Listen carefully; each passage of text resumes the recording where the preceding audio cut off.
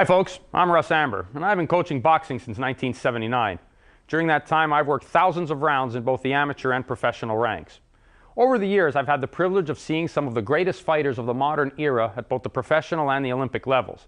I've had one world champion and 4 Olympians, not to mention various medals at major international events, including the World Championships.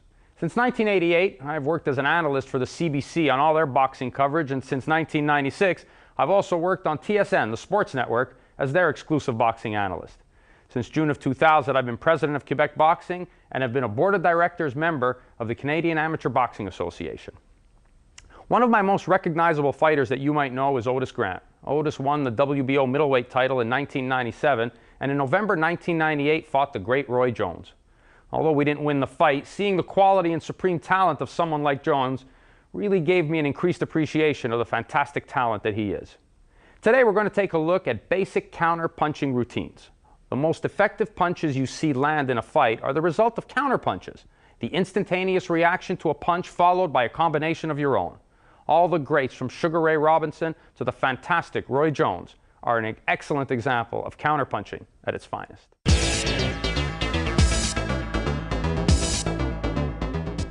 Folks, today what I'd like to take a look at is counter-punching. And counter-punching is probably an art which has to be worked and reworked time and time again in order that you can create the muscle memory necessary for you to react instantaneously to punches that your opponent throws at you.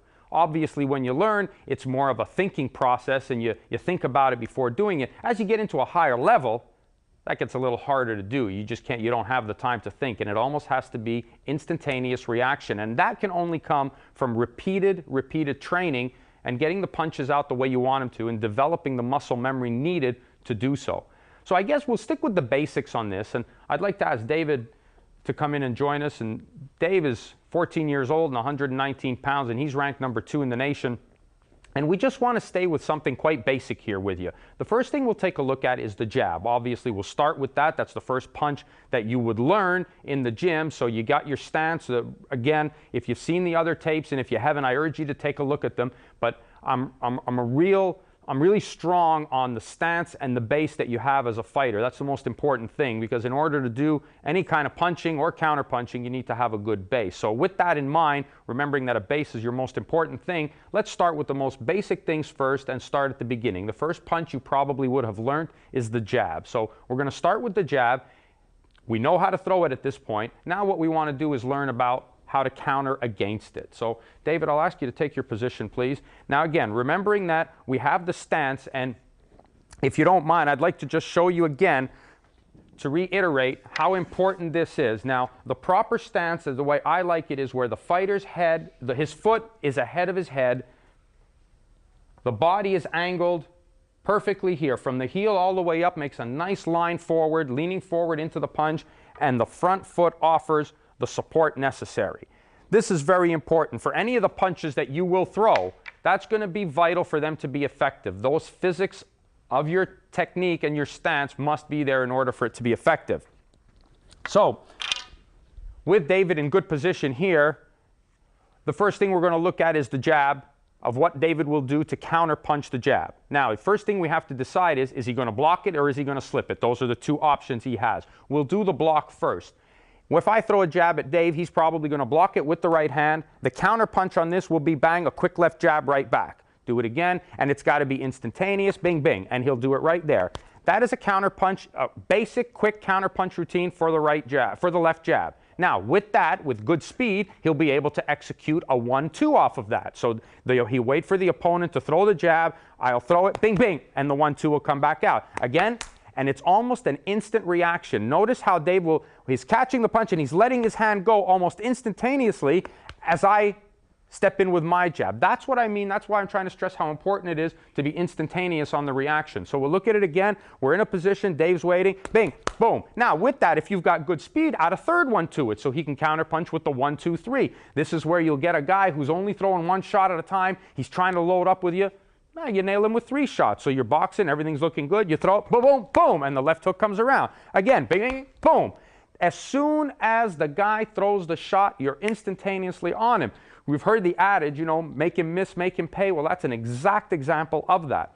The other one you could do is off of the slip. Off of the slip, basically, one of the most important things you want to remember when slipping a shot is you always want to try to go to the outside of the punch. In this case, being the left jab, David's going to want to slip to the outside. Why to the outside? Because at this point, he's probably at his safest target. He's pretty much protecting himself safely against the right hand because the opponent's own left hand is in the way, and he's got a nice angle here to come right over the top with the right hand. This is not as instantaneous as the blocks. This has a little bit more of two steps involved, the slip and then the punch, where you want to try to blend the two together, meaning that you want to slip and come over. So you're basically following the opponent's hand back. So it's the slip and back right around. Again, bang. Now, I'm also a proponent of trying to finish with the left hand. So in this case, we want to try to come boom, bang, left hook and come around. Slip, bang, left hook and come around. Slip, bang, left hook and come around. Another one you could do with the slip is just to do a little bit of an off step on the guy. The guy's boxing with him. You just want to slip, bang, and come back over the top. Just a little slip to the outside. Boom, right there and over the top. Again, this will again take away any danger of getting hit with the right hand, because what you've done is you've angled yourself away from the opponent and put yourself at a distance further from his right hand. So let's look at it again. Step away from me, David. Just go that way. Boom, right there, and then the right hand comes over. So that's probably the best way at looking at getting rid of throwing good combination counter punches against the left jab. So to summarize, you either want to do the blocks, bang, and you want to fire off right away. Instantaneously, you block, boom, and you put 3 punches on that, boom, boom, boom. You can do that. Or you can do the slip, hoop, boom, and then you can throw it in a combination, hoop, boom, boom. Or you can do it on a step over, hoop, boom, and then you can finish that off with the left hook as well. So we'll come back, hoop, bang, bang. And that's how you counterpunch the left jab.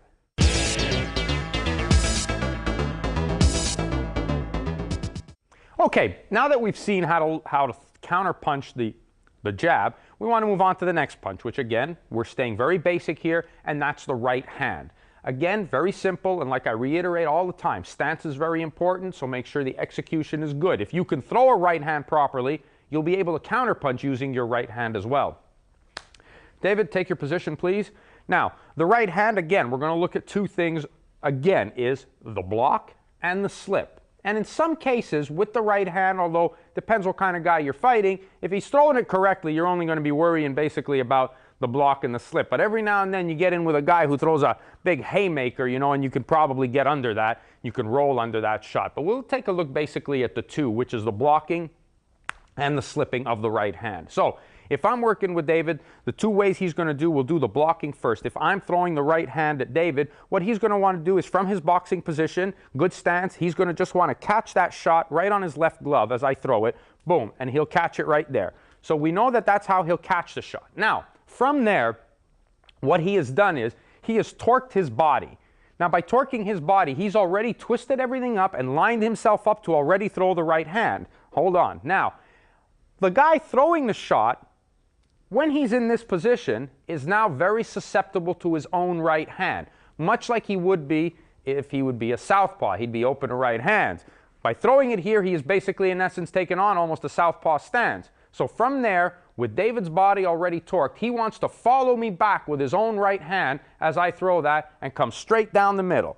If I'm thinking about throwing that left hook right off it, and Dave is quicker by making the instantaneous reaction of throwing that right hand, he'll beat me to the punch. His straight right hand will beat my left hook because the shortest distance between 2 points is a straight line. And right there, if David's blocking it, boom, he's going to beat me with with my left hook because he's going to throw it right away. A classic example of that, and if you get a chance to watch this, the Evander Holyfield-Mike Tyson fight was an exact perfect example of this, where Holyfield basically waited and waited and waited and didn't throw anything until Tyson unloaded the right hand. And every time Tyson unloaded the right hand, that's when Holyfield jumped on him. So that's a perfect example of watching something and putting it into action the way Holyfield did against Tyson. So we'll look at this again. I throw the right hand at David. He comes right back with the right hand. Throw it. He comes right back with the right hand. From there, he can come back with the uppercut as well. A little simple formula that you might want to use is often you usually end up countering with the same hand that's coming at you. So right hand for right hand. Bing, bang. The right hand comes back. If I'm a short, stocky guy and I come at Dave and I throw the right hand, he can hit me with the uppercut now. Boom. And he'll do it again. bing, bang. He'll throw it again. Again, a very effective punch because the guy throwing and loading up on the right hand is leaving himself open for a right hand counter. This is not something that the guy's just going to stick around and get hit with. The instantaneous reaction must be there, and you as the fighter must be able to time it properly and get the guy in the right range where you want him to be so you can land that right hand. Again, we'll do it again. We'll put it into a little motion now. If I'm moving with David here a little bit and I throw this, bang, bang, he throws it right back. Oh, bang, or underneath. Boom, and he brings it up underneath. If we do it on a slip, then on the slip we get into the left hook. That's what's pretty about this shot. If I get David to slip again, how we say, we always want to go to the outside. Boom. Now, from right there, here comes the left hook, comes around, bang, the right hand could follow it up. Boom. We'll do it again. He slips to the outside, bang, bang. Now, the danger here is you got to be careful the guy's not setting you up for his own left hook, because then you're trading left hooks, and that could be dangerous. So you as the fighter, you want to make sure you duck properly. You want to slip the shot properly, and don't lift your chin back up in the air once you throw the left hook, once you want to come around with that left hook. So right there, the left hook comes around, and that's pretty safe when you stay that way. So to summarize again, you can either block it, boom, come back with your own right hand, you can come back with the uppercut, you can finish both of them with the left hook, bang, bang, bang, you can do it again, bang, bang, or the right hand left hook, whoop, no, the right hand left hook, straight right hand left hook, bang, bang, or the slip. You slip to the outside, and here, boom, left hook. Here, left hook. Now the right hand after that, bing, bing, bing. That's how you counterpunch the right hand.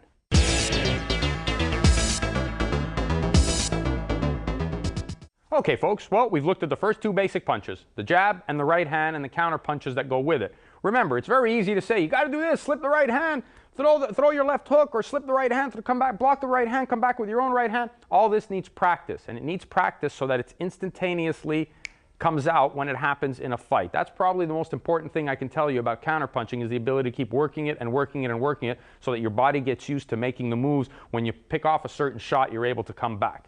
So now we're going to take a look at moving on to the left hook. The left hook is a powerful punch. It's never usually a soft punch, and it's not usually a setup punch. It's usually a finishing off punch. So it's something that's very dangerous for you to be susceptible to, and something you want to block and be able to come back with, because when your guy throws his good best shot left hook at you, that's a good time to counterpunch because he's let his best shot go at this point. My two favorite shots to counterpunch off of are the right hand and the left hook. So let's take a look at the left hook here.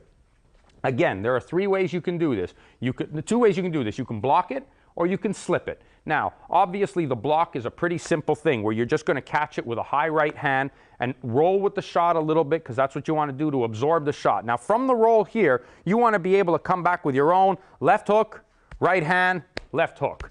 That's a good combination to come off of the left hook, because usually the opponent will probably throw, say, a 1-2-3 or a jab hook. Let's say he does throw a 1-2-3 and he goes 1, 2, 3. Now you catch that, and then you come right around with your own quick one, bam, bam, 3 punches right back, because the first 2 shots that he threw are usually to set up his power shot. So you just kind of keep your hands tucked up, bing, bing, you catch him. Now this one comes around, now you come back 3, and that's a good shot. If he does throw the 1-2 first, then sometimes you have the opportunity, especially if you see it coming, where you can weave under that shot. If you do weave under that shot, that's where you can now use the other hand for counterpunching, meaning you can now hit him with the right hand. So if I threw the 1-2 quickly at Dave and then came across with this one, Dave goes right under it and comes over with a left hook. Now that was perfect, because he just picked it off, saw it coming, bang. And that's a good thing, because if a guy is really loading up with his left hook, you might have the opportunity of catching him off balance. And if you do,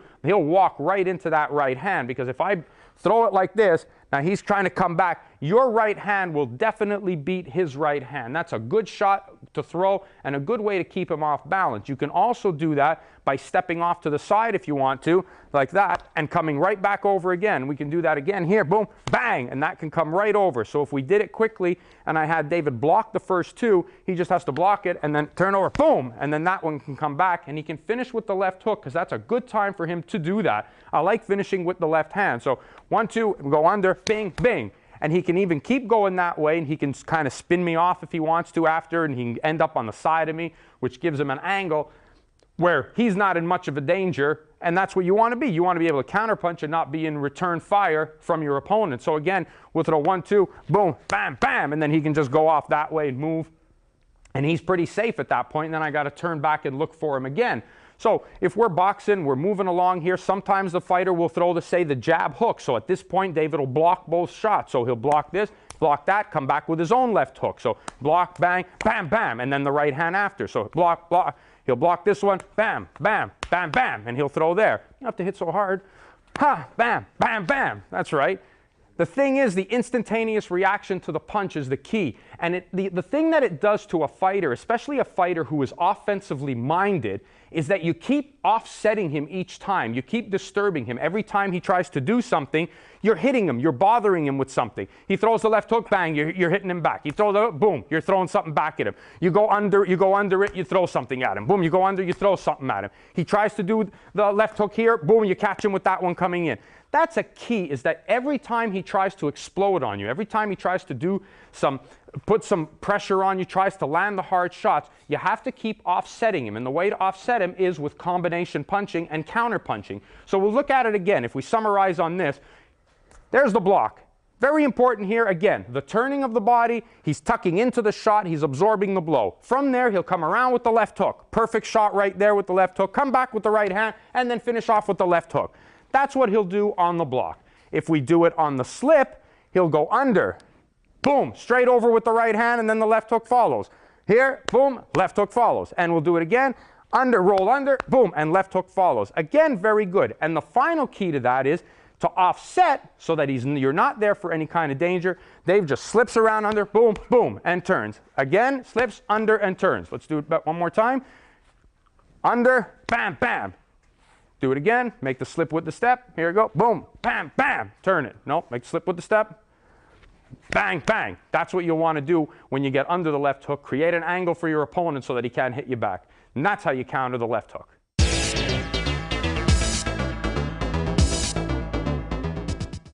Folks, we've looked at the 3 basic punches: the jab, the right hand, and the left hook. Now as we get a little bit more advanced, this might be looking ahead, but it's probably something that's very important, and that's counterpunching primarily on the inside and body shots. The primary weapon you'll come up against is a left hook to the body, and that'll usually be thrown on the inside, or a guy will set you up from the outside and then get inside and throw it, and that's very important. When you meet a guy who's got a good left hook to the body, you need to protect against that. Perfect example of that is Arturo Gatti against Mickey Ward, and you've all seen that one, and you know how important it was for Arturo Gatti to stay away from Mickey Ward's devastating left hook to the body. So if we take a look at the left hook to the body, one of the ways, I think defending against it is probably just as important as counterpunching against it. One of the things that I like to see a guy do when we're facing a fighter who's got a really good left hook to the body, before I worry about the counterpunching I'm going to throw, is how to defend against it. Obviously, the first thing you want to do is you want to keep that elbow in. Now, usually you'll get some guys who are able to stay right there and catch that shot and be comfortable doing that. However, every now and then, one is going to get through at some point. Again, I'll resort back to the Arturo Gatti-Mickey Ward fight. Late in the fight, Mickey Ward in that first fight finally found that left hook to the body, and he hurt Arturo with it and dropped him with it because Arturo was content just to do the blocking. What I like to do at this point is I like my guys to just pivot off a little bit to the left when they do make the block. So they'll catch the shot and roll with it, which actually takes the impact off of the punch. So if I'm going to throw this, boom, you just keep turning there. The guy ends up reaching across to try to land it. It's a very little subtle move, and if you start watching fights and you start paying attention to things like that, you'll see how just a little subtle move like that, just by shifting a little bit, takes the point of impact away from the opponent. So that's something that I like to see my guys do, is just, boom, turn away.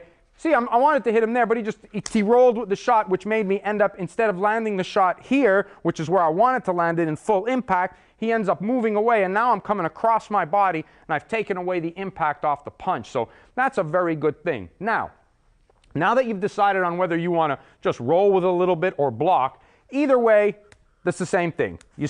Let's stay right there. Either way, you're making the block. Whether you're making it further away or there, you're making the block. Now, at this point, you want to be able to counter punch off that shot. One of the best punches to throw off the left hook to the body is a left hook to the head.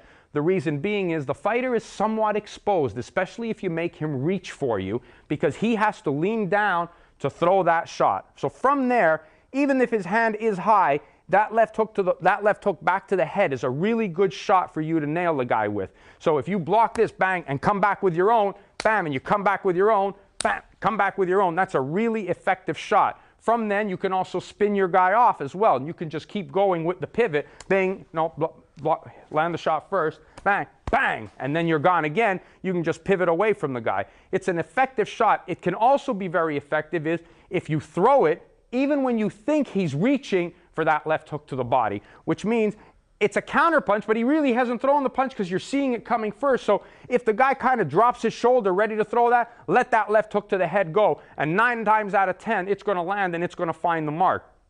You also have to know that a fighter will often do things, someone who has a good left hook to the body will often do things to set you up so he can land that shot. So you've got to pay attention to what he's doing. Sometimes a guy with a good left hook to the body will throw, say, a 1, 2, 3 to the head just because he wants you to think you're going to the head, and then he drops down that shot to the body. Be aware of that. Make the little pivot, because you can do the little pivot off of the left hook to the head as well. So you could block, block, block, boom. Now the left hook to the body is not there any longer, and David can come back with his own left hook to me. If you are on the inside, boom, left hook to the head right after that, bang, boom, bang, right there, boom, bang, right there. Now, the other one is the right uppercut on the inside. We're talking about inside body punches. The right uppercut is one that you're going to work on as well. So, boom, you're going to catch it with that shot right there. There it is, and Dave comes right back up perfectly, exactly what he's doing. The key here is you want to stay closed up. You want to get that shot right in on the elbow, boom, and fire it right away. Catch it here, fire it right away. So those are the keys to blocking and counterpunching the body shots, the left hook and the right hand to the body. The left hook is a dangerous punch, folks. It's a great, great offensive punch, but it's also a punch that can be nullified if you just do a little pivot right off to the side when the guy's about to throw it, and that'll offset your opponent. So to summarize, make sure you keep that elbow in, roll with the shot for sure. You want to absorb as much of it as you can, and if you can, just turn away from it a little bit. Just pivot off a little bit with it, take the impact off of the punch, and then come back with your own left hook to the head, and that's the way you counterpunch a left hook to the body.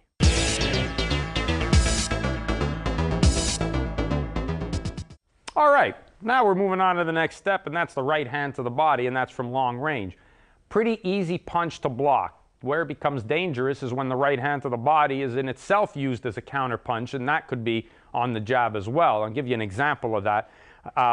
The right hand to the body is a really good punch. If I throw the jab at Dave, Dave's going to just probably sit down, throw a straight right hand right to my body, boom, right there. That's a good shot, good counter punch against the jab. But now, what do you do when the opponent tries the right hand to the body against you and you want to counter punch that? Well, there's 2 ways you can do it. One of them is to block and the other one is to parry.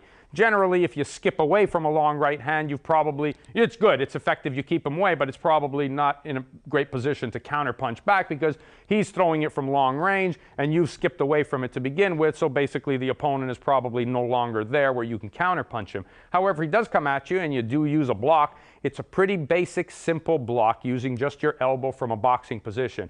If I'm boxing with Dave here and I want to set him up and I'm using the jab to set him up and then I drop with a right hand to the body, all he's got to do is just pick it off with that elbow. He sees it coming from that range. You should have no problem seeing that your opponent is throwing the right hand to the body. What you want to be careful about, I hope I didn't hurt you, Dave.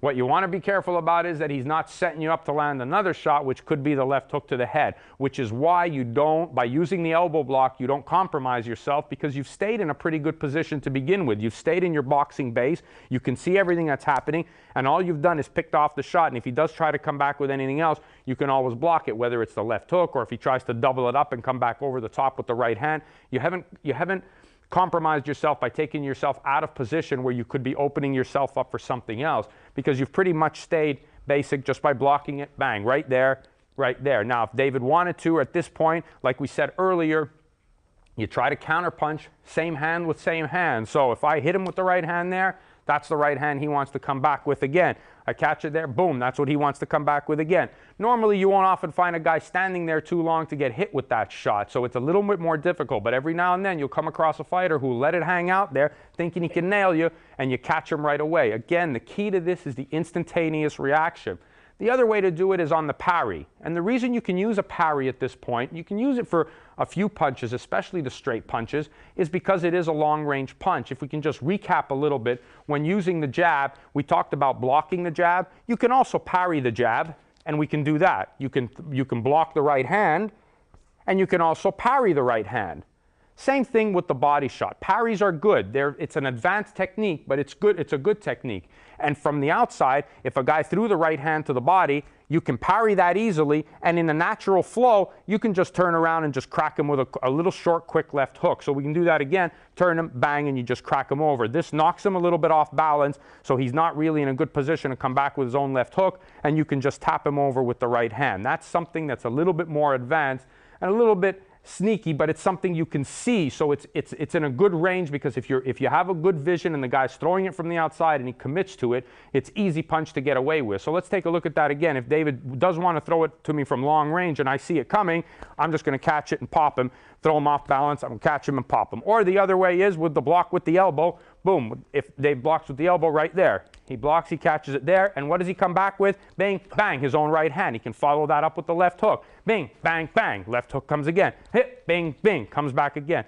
Again, the instantaneous reaction to the punch is probably very, very important at this point in all times when you're using counter-punching moves. You've got to be able to react quickly. We'll take a look at that one more time. Bang, bang, the right hand, left hook comes around. Bang, right hand, left hook comes around. If he throws the right hand at me and I want to parry it, boom, that's what I'm going to do. I'm going to turn him around. Turn it outside on him. Do it again, and I'm going to turn it away on him. Turn, boom, and I'm going to counter-punch right away. Throw it again, boom, and turn around and throw it right away. So to summarize, you can block, you can parry, but either way, the right hand to the body is a punch that you can see from the outside, and you shouldn't really have much difficulty in blocking or counter-punching that shot. It's a pretty basic shot that you should have full view of. Remember, don't commit, don't compromise yourself and do something that'll take you out of position, because sometimes fighters will use the right hand to the body in order to set up another shot. Don't get lured into that fish plate where they can reel you on in. Just make sure you catch that nice and solid without compromising your position and come back with your own good solid counter punches against the right hand to the body.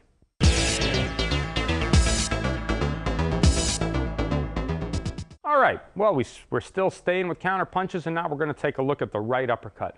The right uppercut counter punch is a shot used on the inside, because it's pretty rare you're going to see a guy throwing a right uppercut from the outside, and if you do, well, he's got a lot of problems to be worried about. It's a shot you're going to see on the inside, the right uppercut, and that'll happen a lot in the infighting. Again, we're getting into a little bit more advanced stages here, but the principles remain the same, and that's not to compromise yourself and make sure that your reaction is instantaneous. So if we're on the inside with David here, and we're boxing, and we're doing a lot of infighting and throwing the shots that we want to throw on the inside, I'm going to throw that right uppercut right up underneath. Now, Dave can either do one of two things. He can either block it with this shot, which is a pretty safe move. Makes counter-punching a little bit more difficult, but it's generally safe because now he's using the opposite hand to block my punch. But he's protecting that whole side of the body, because the side that he could get hit with is now taken away by him blocking it with this hand. So we'll do it again right on the inside. Boom, he just blocks it on the inside, catches it before I get there. Don't reach down for it now. You don't want to do that. You just want to make sure you catch it right nice and close. Boom, right on the inside, and turn it like that. The other way you could do it is to block it with the right hand. Now, blocking it with the right hand is a little bit more dangerous. The reason being, because if the opponent is in there doing the work that he should be doing, he's going to be throwing uppercuts and left hooks. So the opponent, being myself in this case, would be wanting to go bang, bang. That's what I'm going to be doing, is throwing the uppercut underneath and bringing the left hook across. So David has to be very careful when he uses this hand now to block the right uppercut, because he's going to be exposing himself to the left hook. His reaction has to be instantaneous. He has to make a block and bend almost instantaneously, because the left hook is following that right uppercut. And that's where anticipation comes into play, where you kind of learn to develop these things over the years of practicing them, that you know what punches are coming, and your body basically just bends into it. So if Dave's going to do that, if he's going to block this shot if he's going to block my right uppercut with his right hand, he instantaneously goes back into the defensive mode of catching the left hook that will follow. So if we're on the inside and I go bang, bang, he just wants to roll with that second shot and catch it. He wants to catch and roll. Just tuck into it, boom, and tuck into it, bam, bam, and stay tucked into it. By nullifying that, by staying tucked in, my left hook will go around him, or it'll block him, or he'll smother the shot. He doesn't want to do it by pulling away. You want to stay in close when you're on the inside, bang, bang, and roll, bam, bang, and roll, bang, bang, and roll. Okay, what do you do from the roll there? Now you've got to come back with your own shot. If you do that, the best shot, obviously, to come back with, and the one that's more natural, is any number of left hooks, be it kind of a half uppercut hook or a left hook fully straight around. In this case, if David does go and block this one, no, if he blocks with this one, and then comes back and tucks in on this one, now it's very natural. His body is already turned and twisted, ready to go. The left hook comes around naturally right there. He can do it again and come back with kind of an upper hook where he'll block and then bring it right up underneath. He'll turn, bang, right up underneath in between my gloves because I'm trying to protect against his left hook, but bang, he's going to just rip it up right underneath. Bang, and that'll come up underneath. If he does that, the natural transition from that punch underneath is the right one underneath. Boom, and then he brings it right back under. So those are really good, effective punches on the inside. Let's look at it again. We're on the inside. Remember, David, the first thing David's thinking about is blocking the right uppercut. So he's going to want to block it with this and then tuck in because he knows I'm coming around with that left hook right after it. It's very rare that the guy's just going to throw one shot. And if he does, he's still open to the left hook, so you can throw that anyways. But bear in mind that he's usually going to come back with the left hook off of his right uppercut. So boom, he's going to catch it there. He's going to tuck into there. Now he rips the shot up underneath. Bang! He rips that one, and then the right hand follows up underneath again. Boom! Right up underneath. Those are good quality punches thrown on the inside and coming up underneath the guard of the opponent who's trying to lay in on the inside with you. Let's take a look at that again. I hit David, I throw the uppercut on the inside. David blocks it. Now he protects against the left hook to the head. Now he comes back quickly, boom, and then rips the right uppercut underneath, and now he can come back with a left hook to the chin. So let's take a look at that. The final three punches will be where he blocks the shot underneath, he blocks the left hook, now he comes in three punches. 1, 2, 3. And those are three effective shots right underneath. Folks, let's take a look at that just one more time. David, let's get it on here. We're on the inside. We're both working in fighting. We're throwing shots. David's throwing back at me. We're catching the punches. Boom, boom. Now, I throw the right uppercut. Bam, bam. Oh, he catches it, right? Now he's got me where he wants me. Underneath, underneath, and around. Those are the punches you want to land on the inside. You land those with the precision of a Joe Louis, and you're walking to the neutral corner.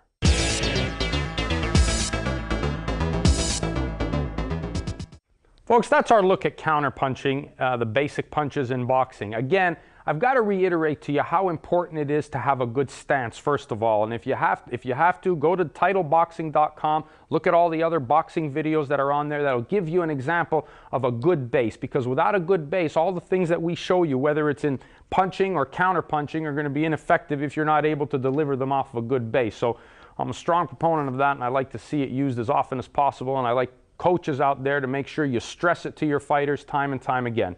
Now that we looked at the counterpunching, again, remember the most important things. It has to be instantaneous reaction. The only way you're going to be able to get that is through hours of practice in the gym, whether you're using it on the punch mitts or whether you're using your own imagination when you're hitting the heavy bag and imagine that that's your opponent and he's throwing the shot and he's throwing that jab and you're counterpunching right away. That's how you develop the muscle memory that your body needs in order to throw punches and throw the counter punches that you want thrown off the punches that your opponent is throwing at you. Now, obviously, you can't counterpunch every single punch the guy throws at you because that's not the way boxing is.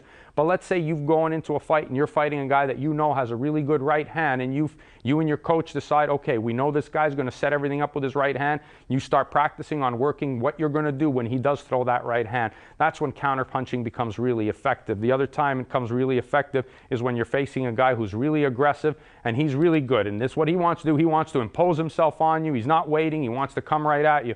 It's at that point that every time he makes a move, you throw leather right back at him, and that'll keep him off balance. He throws something, boom, you're always, something's coming back at him all the time, and that offsets guys a lot. So those are the things you want to stick with. But remember, train hard, make sure your punches are instantaneous. The reaction has to be quick, precise, and sharp. You can do that on the punch mitts, you can do it on the bag, you can do it on sparring, but focus on it and make the punches instantaneous, and that'll win you fights. I hope you've enjoyed this, folks.